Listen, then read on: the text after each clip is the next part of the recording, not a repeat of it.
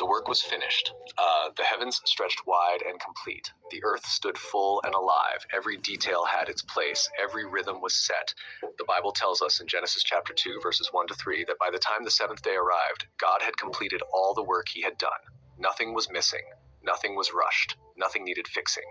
So as God looked at creation, not with urgency, not with effort, but with satisfaction. For 6 days, God had spoken, shaped, separated, filled, and formed. Light had overcome darkness.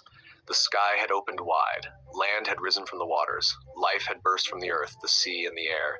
Human beings had been created in God's image, and now everything stood exactly as it should. So on the seventh day, God did something unexpected. God rested. Not because he was tired, not because he lacked strength, but because the work was complete. Genesis 2:2 tells us that God rested from all the work of creating that he had done.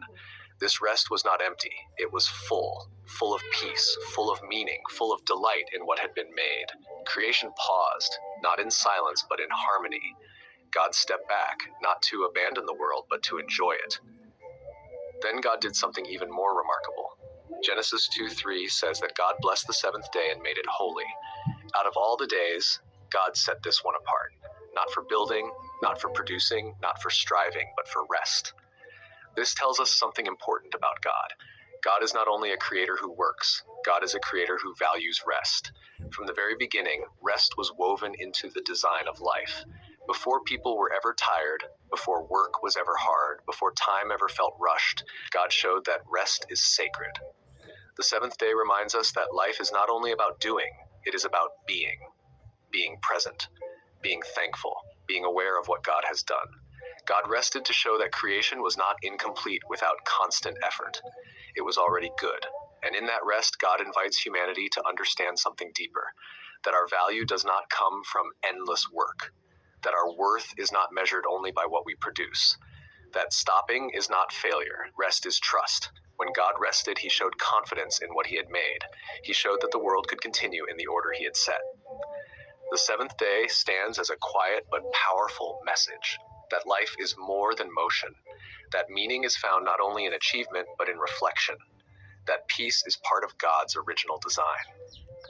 The story of creation does not end with noise or spectacle, it ends with stillness, a holy stillness, the kind that allows us to breathe, the kind that allows us to see beauty, the kind that reminds us we are not alone in holding the world together. God rests, not to step away from creation, but to dwell within it. And that rest carries forward. Later in Scripture, God invites people to rest as he rested, to remember that they are created beings, not machines, to pause and reconnect with him. Day 7 teaches us that God cares not only about how the world begins, but how it is lived. It tells us that God values balance, that he honors completion, that he desires relationship, not exhaustion.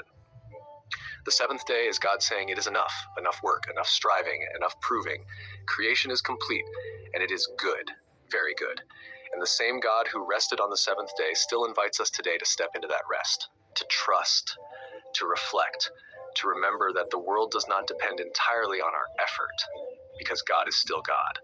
And that is the lesson of the seventh day, that rest is not weakness, that stillness is not wasted, that holiness can be found in stopping. In the end, Day 7 reminds us that God is not only powerful, he is peaceful, and he invites us to share in that peace. If you like this video, like and subscribe.